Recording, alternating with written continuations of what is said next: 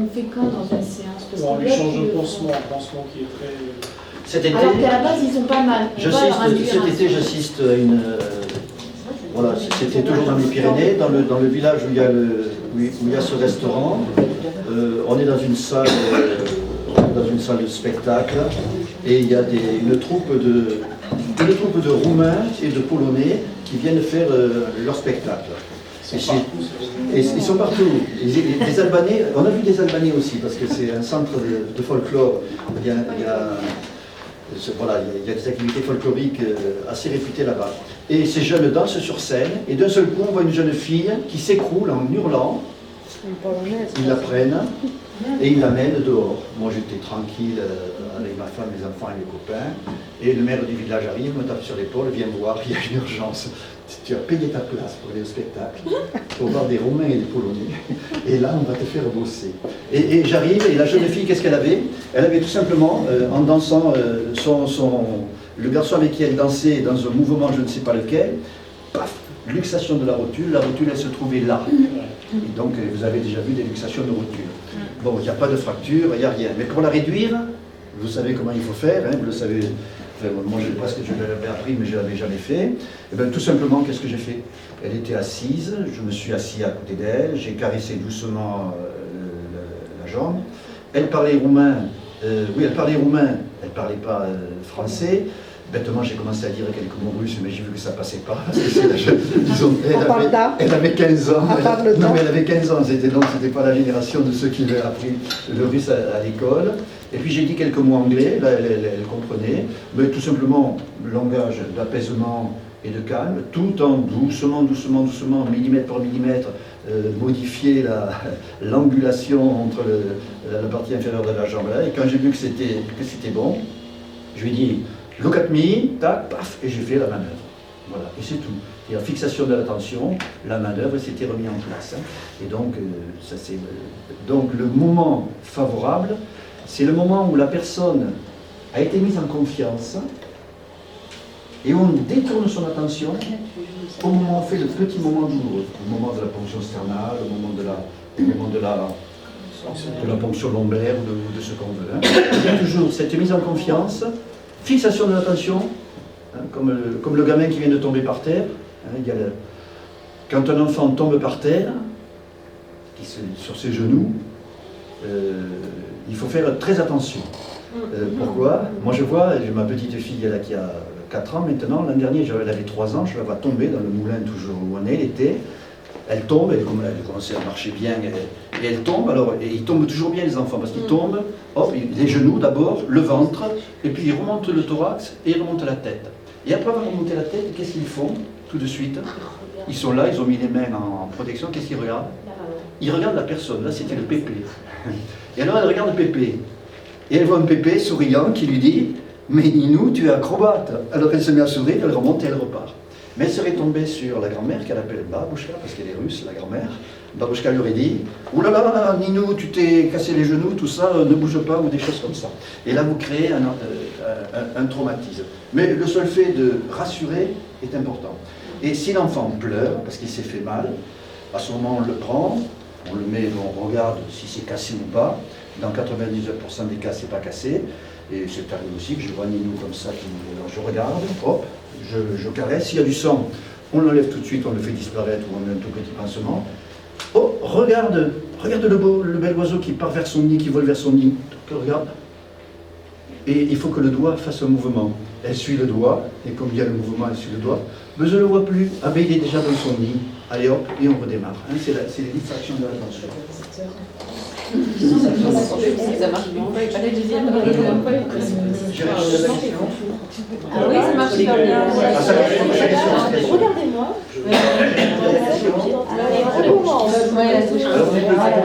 Alors, j'aimerais faire un cours quand même. J'arrive pas à faire un cours. On m'avait dit que c'était un peu de discipline, je ne savais pas ce point-là. Alors, transformer en rendez-vous. Alors, on est dans les préalables. Les préalables, c'est le moment où la personne entre, tac, et on établit le contact visuel, je et tu, le contact du visage aussi, hein, lisez Martin Buber, il lisait aussi son élève préféré qui s'appelle Lévinas. Il y en a certains d'entre vous qui le connaissent peut-être, ceux qui sont en soins palliatifs. Et regardez les visages, et le regarder directement, c'est important. Et là, on transforme un rendez-vous entre un spécialiste de médecine et un spécialiste de maladie, le patient, en une rencontre entre deux humains. Ça, je vous l'ai déjà dit. Prénom du déprimé, le nombre de personnes que j'ai vues depuis que je suis en psychiatrie, mais aussi en médecine générale, que je ne connais pas, qui rentrent, qui s'assoient en face de moi. D'ailleurs, j'ai fait le diagnostic parce qu'ils sont comme ça, ils ont le bout de leur chaussure et ils s'assoient en face de moi. Je dis rien, ils me disent « Docteur, je suis déprimé ». Et moi j'écris déprimé, et je leur dis, vous pouvez me dire votre prénom? Ils me disent oui, Rémi. Alors j'écris Rémi. Et j'ai dit, alors monsieur Rémi déprimé, dites-moi pourquoi vous êtes là. Et c'est vraiment, ça vous arrivera au moins une fois par semaine, ça vous arrivera si vous êtes en psychiatrie. Et là, mais je ne m'appelle pas déprimé, et c'est important de dire qu'ils ne sont pas déprimés. Parce que c'est la première fois qu'ils disent qu'ils ne sont pas déprimés, alors qu'ils viennent de dire qu'ils sont déprimés. Hein. Ça n'a l'air de rien, mais c'est des petits trucs très simples pour leur montrer que ce n'est pas la dépression qui nous intéresse. C'est la personne, son nom et son prénom. Et ce qui nous intéresse aussi, ce sont ses racines. D'où venez-vous? Hein, vous venez de derrière la porte, mais derrière la porte, il y a quoi? Il y a l'endroit où vous habitez, le quartier, la ville, et l'endroit où vous êtes né aussi, et ou l'endroit où sont nés vos parents. Hein, vous avez vu que très rapidement, j'ai vu qu'il y en avait qui avaient des petits accents ici, tout de suite je les ai interrogés sur leurs racines, parce que pour moi c'est important hein, d'avoir les racines. Et même à Paris, une personne qui est née à Belleville ou qui habite Belleville et une autre qui habite à Neuilly, eh bien ce sont des personnalités foncièrement différentes. Ça ne veut pas dire qu'il y en a une qui soit meilleure que l'autre, mais elles sont différentes. Et ces différences font chaque fois la richesse et la particularité d'une personne et nous aident pour les traiter. Sa trajectoire de vie, là aussi, vous avez, moi j'en connais, qui avant d'être médecin, ils ont passé des concours pour être réalisateurs. Vous voyez, un truc comme ça, c'est important à connaître quand même quand on doit soigner la personne, surtout si elle va être soignée pour un traumatisme aigu, puisqu'elle est intéressée par les traumatismes aigus. Et bien ça, c'est des petits détails importants que parfois on oublie de demander aux patients, et pour nous c'est important. Son désir de changement, sans désir, il n'y a pas de changement. Hein, c'est un philosophe que j'aime beaucoup, qui est mort il y a 2 ans seulement, qui s'appelle René Girard. Il y en a qui ont entendu parler de René Girard? Non. Voilà. Et qui disait que tout désir est désir de vivre. Et c'est intéressant, il a fait toute son œuvre là-dessus. Et c'est vrai, sans désir, il n'y a pas de désir de vivre, et donc de changer. Ces apprentissages, ça vous le savez, on demande des apprentissages importants de la personne. Et ça, on peut remercier Milton Erickson. On a gardé des choses de Milton Erickson quand même. Hein. Ils ont gardé à peu près 30 ou 40% de ce que nous a apporté Milton Erickson. Et cette notion d'apprentissage à privilégier dans nos scénarios est importante. Quand il rencontrait des jardiniers, il peut leur parler de plantes de tomates ou de choses comme ça. Quand il rencontrait des charpentiers, il leur parlait de tenons, de mortaises ou d'éléments spécifiques à leur spécialité. Et donc il privilégiait les apprentissages. Dans les années 50-70. Hein. Et on a eu la confirmation de l'importance de l'emploi des apprentissages en 2004, lorsque un Italien génial, mais tous les Italiens sont géniaux, c'est un vecchio qui l'a dit, qui s'appelle Giacomo Rizzolatti, a découvert... Les neurones miroirs. Qu'est-ce qu'il a dit? Bravo, tu es une merveille, je le savais. Qui a découvert les neurones. Alors, les neurones miroirs, il les a découverts en 97, et là, en 2004, il a découvert les neurones canoniques, un complément des neurones miroirs, disons, qui sont des neurones qui naissent tout simplement, qui émergent à partir des cellules souches indifférenciées, chaque fois que nous effectuons un apprentissage qui facilite notre vie ou notre survie. Et donc, chaque fois que j'apprends à boire, par exemple, à marcher, à conduire une bicyclette, voilà, des éléments qui me permettent de vivre, de survivre ou d'échapper à un danger, eh bien, je fabrique des neurones canoniques qui sont les neurones de l'apprentissage. Et pourquoi sont-ils importants en psychothérapie? C'est que lorsqu'on commence à être stressé, ce sont les premiers neurones qui sont bloqués dans leur fonctionnement. Et étant bloqués, s'ils sont bloqués trop longtemps, de façon trop intense, ça va créer une anxiété. Et s'ils continuent à être bloqués encore plus longtemps au niveau de l'anxiété, ou de façon trop intense, choc traumatique, eh bien ça va entraîner une dépression. C'est-à-dire la dépression, elle est liée au blocage des neurones canoniques, neurones de l'apprentissage. Et si on veut sortir une personne de la dépression, relançons ces neurones canoniques, relançons ces neurones de l'apprentissage. Merci Milton Erickson qui ne le savait pas, merci Rizzolatti qui nous l'a confirmé. Utilisons les apprentissages, réactivons ces réseaux pour sortir les personnes de la dépression.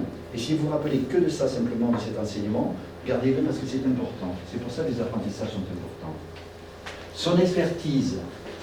L'expertise, c'est quelque chose que l'on réalise de façon agréable et plaisante, sous forme de hobby, en complément de nos compétences qui, elles, sont dans le domaine professionnel. Vous avez tous une profession dans laquelle vous êtes plus ou encore plus compétent et vous avez des éléments que vous savez faire. Il y en a, j'ai entendu dire, qui savent faire de merveilleuses choses avec des feuilles de vigne, des choses comme ça. Eh bien ça, c'est une expertise, parce que tout le monde ne sait pas rouler des bidules dans des feuilles de vigne. Alors, il faut trouver des feuilles de vigne. Voilà. Surtout en cette saison, de vigne. Voilà. Ça, c'est une expertise. Et donc, chacun de vous, vous avez une expertise, c'est-à-dire en dehors de votre monde médical, quelque chose que vous aimez faire et que vous réalisez assez bien. Ton expertise. Le levain. Le vin? Le levain. Ah, le levain, tu sais faire le levain. Mon expertise, quand j'avais 12 ans, mon grand-père maternel m'a appris à greffer un arbre sauvage. Donc je peux vous greffer un merisier pour qu'il devienne un beau cerisier, ou même un abricotier qui donne des abricots. Expertise? Pardon? Musique, c'est super. Très bien. À la main ou à la machine? Bravo, Un pour chacun. Chanter. Alto. Non. Soprano. Chanter toute seule dans sa baignoire. Très bien. On va l'inviter dans une baignoire demain pour qu'elle vienne. Cuisiner. Cuisiner avec une spécialité? Exotique. Plonger en nature. Super, bravo. La peinture avec le rouleau. Et quel style de peinture alors? Des portraits. Oh, c'est super.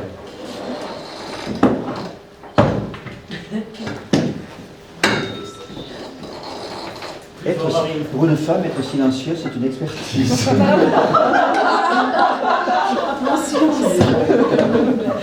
On se contente de ça pour le moment. Si tu en trouves à la fin, je reviens. Qu'est-ce qu'elle a dit, Marie? La feuille de vigne, du coup. La feuille de vigne. La feuille de vie. L'encadrement. L'encadrement, bravo. L'astrologie. C'est vrai? De quel signe? Lion. Lion? À son inverse. Ah, très très bien. Moi, c'est poisson ascendant Gémeaux. Ça va? C'est bon, d'accord, merci. La pêche, forcément. La pêche. Et la pêche à quoi? La pêche au lancer ou c'est la vraie pêche, quoi. C'est super. L'écoute. La silence et l'écoute, on va mettre de côté. On est sûr d'être tranquille. Les travaux manuels. Les travaux manuels, en particulier, tous. Ouais, la couture, On a un de nos deux lits qui est cassé. quoi? Un de nos deux lits qui est cassé. Ah, On a passé la nuit à condoler sur un lit qui était désossé. il faut arrêter de faire la gymnastique. Ah, on n'a pas fait de gymnastique. Le Pas sous-entendu. d'interprétation active. Non, si, j'ai senti avec la Oui, il y avait un sous-entendu. On l'exclut. Il y avait un sous-entendu. Ah, non. Le lien avec le monde animal. Super ça. Le lien avec le monde animal. Super, super. Il y en a deux qui me viennent en tête. Donc, jouer la guitare à l'harmonica en même temps. Oui. Et la deuxième, j'ai développé une technique infaillible à enlever les bagues chez les blessés, quel que soit l'œdème du dos. Donc, amputation systématique. Non, sérieux. C'est vrai, c'est super ça. Je l'ai inventé cette technique quand j'étais interne, donc ça date déjà. C'est super. Et puis il n'y a vraiment aucune bague qui me résiste. Mais En fait, tu pourrais faire voleur professionnel. il n'y a aucune métaphore dessous. C'est très bien. Bon, on ne va pas poser de questions supplémentaires. C'est breveté. C'est encore dit, t'as les films et le savon? Non, Nous, on mange Non, on y va. ça, tout le monde le fait. Non, ce que je fais, moi, personne. Personne ne Je me raconte fait. pas. C'est des autres On est choses. obligé de les couper, alors Non, que ça tu saute veux pas t'aller des lignes, mais couper. ça saute des bagues parce que on a tendance à écouter. Et oui, c'est vrai, c'est vrai. C'est super ça. Si jamais su. Bravo. Merci. Bravo. On avait L'avion. L'avion. Ah, je me demandais pourquoi elle avait des épaules comme ça, mais oui. C'est la rameuse. Bien, voilà, vous voyez, des expertises, c'est important. Mais demandez ça à un patient, alors il y en a des patients qui nous disent docteur, j'ai pas d'expertise. C'était un patient, pendant 40 ans, mon cabinet était dans une banlieue très populaire, bordée par une autoroute, le cimetière de l'autre côté pour les échecs, et j'avais un foyer de travailleurs immigrés qui jouxtait mon cabinet. Et je traitais ces braves gens. Et il y en a un qui vient un jour, et puis il était yougoslave celui-là. À l'époque, il y avait la Yougoslavie. Hein. On dirait maintenant que c'était un Serbe. Et alcoolique au dernier degré, bon, ne travaillant pas, invalide, tout ce qu'on veut. Et il y a un problème qui pouvait être aidé par des séances d'hypnose. Alors je lui dis, on va faire des séances d'hypnose pour vous aider. Je lui dis, vous allez me dire une expertise que vous avez. Une expertise, docteur, d'éloque que je suis. Je lui dis, écoutez, il y a quelque chose que je connais. Combien buvez-vous de litres de vin rouge par jour? 4 litres, docteur, vous savez bien. Alors c'était le début de l'après-midi, je lui dis, vous en êtes de la journée 2 le matin, j'en ai encore 2 dans l'après-midi. Alors je lui dis, vous voyez, vous avez bu 2 litres de vin, et vous êtes en face de moi capable de parler français et bien parler français. Moi je prendrai ça de vin au repas de midi, je roupillerai tout l'après-midi. Je lui dis, c'est une expertise. Alors bien sûr, c'est pas bien, hein, je ne l'ai pas traité d'alambic, mais presque. Je lui dis, mais vous voyez cette expertise que vous avez, à rester sur vos pattes avec 4 litres, on va l'utiliser pour la mettre au service du but qu'on se donnait, qui était un but de douleur. Et il a accepté ça, et ça s'est bien passé, j'ai utilisé cette expertise. Avec tout patient, on peut trouver une expertise. Et la recherche d'expertise, c'est un moment intéressant, justement, pour permettre à la personne de montrer une facette de sa personnalité qu'elle n'oserait pas donner à un médecin comme ça. Vous avez osé me le donner, vous, parce que vous êtes en confiance avec moi. Ce matin, je vous aurais demandé ça directement, vous n'auriez pas osé me donner tout ça. Mais dès qu'on a créé la confiance, on obtient ça. Et là, ça augmente la confiance lorsque nous-mêmes, nous réinjectons cette petite expertise du patient dans notre thérapie. Ces peurs, les peurs, c'est important. On n'aura pas le temps de parler des émotions, mais parlons-en tout de suite. Depuis l'année dernière, les grands spécialistes mondiaux de la peur, des émotions, ont décidé qu'il n'y a plus que combien d'émotions 12, 18, 25, 16, 14, 4, 7. Il n'y en a plus que 4. Il n'y a plus que 4 émotions. Et ça, c'est formidable, parce que c'est quelque chose que l'on prône depuis longtemps. Enfin, nous, on prône qu'il y a 5 émotions. On va plus loin que les spécialistes mondiaux, parce qu'on est meilleurs que les spécialistes mondiaux. Nous sommes méta-mondiaux, Dieu au-dessus. Les 4 émotions étant la peur, la colère, la joie et la tristesse. Le dégoût, il y a tout. Alors le dégoût, c'est intéressant. Je prends quelque chose, ça me dégoûte. Et pourquoi ça me dégoûte? Parce que j'ai peur de mourir empoisonné. Hein? Je vois une personne, je la trouve dégoûtante. J'ai peur qu'elle m'envoie ses microbes ou que par son comportement, elle pollue mon comportement. Moi, c'est-à-dire c'est la peur. Le dégoût, c'est la peur. Et donc c'est un sentiment qui naît de la peur. C'est-à-dire tous les autres, le dégoût, la haine, tout ce que l'on veut, etc., ce sont des sentiments qui découlent de ces 4 émotions. Alors pourquoi on dit 5, nous? Parce qu'on aime bien la philosophie taoïste, c'est une vieille philosophie, mais vraiment qui est très très intéressante.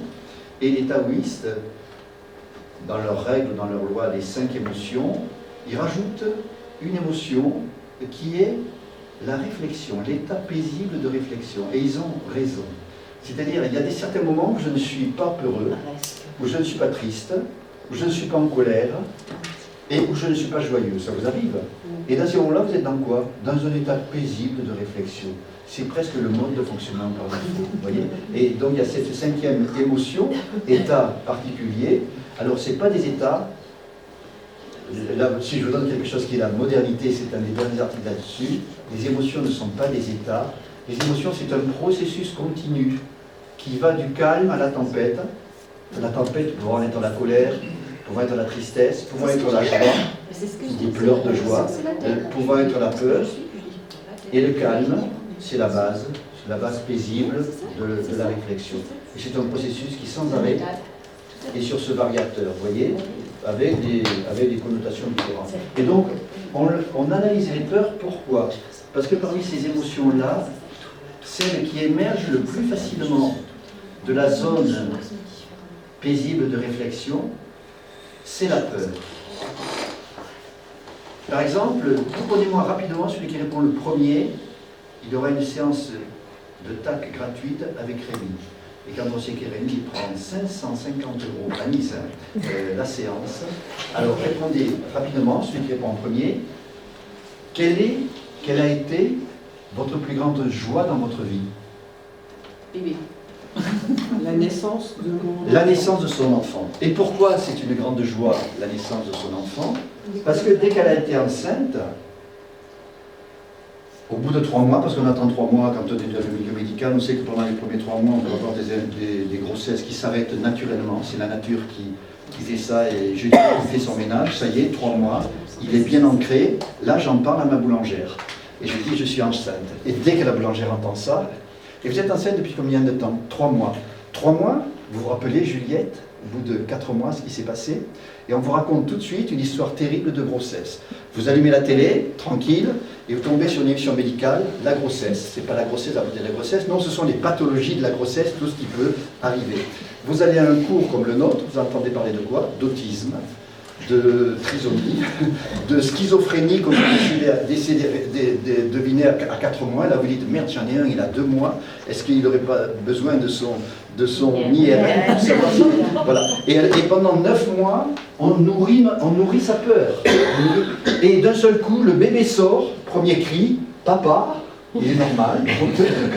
Et on voit que c'est le plus beau, c'était le plus beau. Et on voit que c'est le plus beau du monde, et ça y est, c'est la grande joie. Mais la joie naît toujours de la peur. Moi, ma plus grande joie, c'est quand j'ai vu inscrit sur la porte d'un lycée en province mon nom, comme quoi j'étais reçu au bac. Et pourquoi c'était ma plus grande joie? Parce que je m'étais planté la première année, parce que j'étais nul au lycée, et donc je savais que si je le ratais, j'allais courir derrière les camions poubelles, comme disait ma mère, depuis mon enfance. Et donc de cette peur est née cette grande joie. Et donc la peur, c'est important d'interroger sur la peur, parce que c'est la mère de toutes les autres émotions. Le but, l'objectif, ça il vous en a parlé, je ne reviens pas. Les ressources, on l'a vu ce matin. Les particularités émotionnelles, je viens d'en parler. L'implication dans la thérapie, ça c'est important. Ça, l'implication de la thérapie, c'est pour ça qu'on parle de l'importance de l'auto-activation dès le début de la séance. Aide-toi, le ciel t'aidera. Et si tu ne t'aides pas, le ciel ne t'aidera pas. Et ça, c'est important. Donc l'importance de montrer qu'il doit s'impliquer en pratiquant l'auto-activation. La spiritualité, c'est quelque chose qu'on nous interdisait, ma génération d'employés en médecine. On nous avait dit, nous, jeunes médecins, qu'il fallait parler de tout avec les patients, sauf de politique et de religion. Et en fait, ils avaient raison pour la politique, peut-être, mais pour la religion, ils avaient tort. Parce que des personnes qui sont dans la spiritualité depuis leur naissance, ou même qui l'ont découverte après, dans des moments pas faciles de la vie, parfois des moments qui sont tragiques, si on leur enlève ça, c'est pire que leur enlever les médicaments. Et donc la spiritualité, c'est une obligation, même si on est soi-même athée ou agnostique, chacun est ce qu'il veut. Moi je le dis, je suis croyant, mais je ne parle pas de ma croyance avec les patients, sauf s'ils ont la même croyance que moi. Mais j'interroge tous les patients sur leur spiritualité, et quelle que soit leur spiritualité, et 99% des spiritualités sont honnêtes, c'est rare de tomber sur des satanistes ou des choses comme ça, moi je n'ai quasiment pas rencontré, eh bien on injecte ça aussi, on l'injectera dans la métaphore, si c'est la métaphore qui nous intéresse. Et la personne ressource, on en a parlé ce matin, c'est la personne idéale un peu. Et le PAFTOB. Le PAFTOB, on essaie de voir si elle fonctionne plutôt en proprioception, en auditive, en visuel, en tactile, en olfactive ou en gustative. Muni de ces renseignements, eh bien on a assez d'éléments pour construire les 2 métaphores principales qui vont nous intéresser aujourd'hui. Oui, je regarde l'heure, ce soit rassurant, on fait une toute petite pause avant l'exercice. qui sont la métaphore du changement ou la métaphore adaptée. La métaphore du changement, la métaphore adaptée, on utilise les 4 piliers et le sommet de la pyramide. Tout patient qui vient nous voir a un problème. C'est une des bases, une des 4 bases de la pyramide. Et il a un but ou un objectif, c'est le sommet qu'il veut atteindre. Pour cela, nous allons utiliser ses ressources, c'est le pilier arrière de la pyramide, nous allons utiliser son expertise et nous allons utiliser ses apprentissages. Et avec ça, nous avons assez de matériaux pour construire une métaphore du changement ou une métaphore adaptée. La métaphore du changement, là on va sortir de l'espace tridimensionnel de la pyramide pour revenir dans l'espace bidimensionnel du triangle. Et le triangle de la métaphore du changement va être l'objectif de la séance, qui va être relié à un élément du souvenir d'apprentissage et à une ressource plaisir. Exemple, l'objectif du monsieur qui voulait se libérer de sa crampe dans le ventre, de sa douleur dans le ventre. Je prends une ressource plaisir, l'accordéon, et je prends un élément de son apprentissage, c'est son accordéon, et je décris tout simplement ce qu'était l'accordéon avant d'être l'accordéon, la façon dont il est associé par l'artisan, et ce que va devenir cet accordéon. Et c'est tout. Et une personne qui aurait un souvenir, par exemple, qui se passe à la campagne, ou vient de la campagne, je prends un arbre qui est un beau chêne. Ce beau chêne qui, avant d'être chêne, était un gland, qui est tombé dans la terre, qui a donné un jeune chêne, qui a donné ce beau chêne, qui lui-même donne des glands, et qui un jour va donner autre chose. Et voilà. Et si c'est un souvenir dans une salle scolaire comme ici, mais des salles scolaires de mon époque, dans les années 60-70, vous êtes à l'école, justement dans ce souvenir, en train d'apprendre la table de multiplication, sur une table qui, avant d'être table, était un arbre dans la forêt, qui a été débité, amené chez le charpentier, puis chez l'ébéniste, qui a construit ce beau bureau sur lequel vous êtes, avec son tiroir et tout ça. Et puis vous évoquez, qu'est devenu ce bureau 40 ans plus tard, clac, et vous avez développé une métaphore du changement. Puis la métaphore du changement, c'est quelque chose de très simple, qui décrit des changements qu'il y a dans la nature et qui se font naturellement. La dame vietnamienne, le bébé qui est né, qui est devenu un petit enfant, qui est devenu un adolescent, qui est devenu un jeune homme, qui est devenu un homme. Description d'une évolution. Et c'est suffisant pour aider 80% des patients à changer. C'est ce qu'on ne croit pas au départ. Et je l'ai dit ce matin, heureux les simples en esprit, heureuse les simples métaphores. Une simple métaphore du changement que l'on raconte comme cela à une personne qui a fixé un but, un objectif, pour lequel on utilise une ressource plaisir et un élément, eh bien c'est suffisant pour lui permettre de l'améliorer. À une condition, c'est que on ne parle pas, qu'on ne décrive pas, par exemple, l'océan calme qui devient tempête et la tempête qui s'arrête, alors que le patient, il n'aime pas du tout la mer, lui, ce qu'il aime, c'est la montagne. C'est-à-dire prendre vraiment quelque chose qui est de l'ordre du plaisir pour le patient, être sûr qu'on le prend dans cet espace du plaisir et non pas dans un espace qui nous fait plaisir à nous. Il faut qu'une métaphore soit vivante, on le verra un peu plus tard ça. Et la métaphore adaptée, c'est encore un triangle et c'est différent, légèrement différent. On va prendre la métaphore du problème, par exemple le pylône électrique. On va prendre le but, le but c'est de faire circuler et remettre de la bonne électricité à la bonne circulation dans le pylône. Et on va prendre une expertise, son expertise de scénariste pour le cercle des poètes disparus par exemple, des choses comme ça. Et voilà. Et à partir de là, on a une métaphore adaptée. Elle est un peu plus fine à trouver, elle est un peu moins facile à trouver. Elle est plus élégante finalement que la métaphore du changement. Elle est sans doute plus pertinente aussi peut-être au point de vue effet. Mais ça, on n'en a pas la preuve évidente. L'évidence, c'est pas Helvétie. Voilà. Et à partir de là, vous avez les éléments pour construire dans l'exercice qui va arriver juste après la pause qu'on va faire tout de suite, à construire quelque chose de structuré qu'on va découvrir dans quelques instants après la pause. J'ai remarqué qu'ils utilisent chaque fois au moins 2 métaphores. déjà un réglage, Ouais. et puis sur un objet, C'est une bonne remarque. et sur un objet qui... C'est une bonne remarque, et on va le voir. On va voir comment on les structure juste après la pause.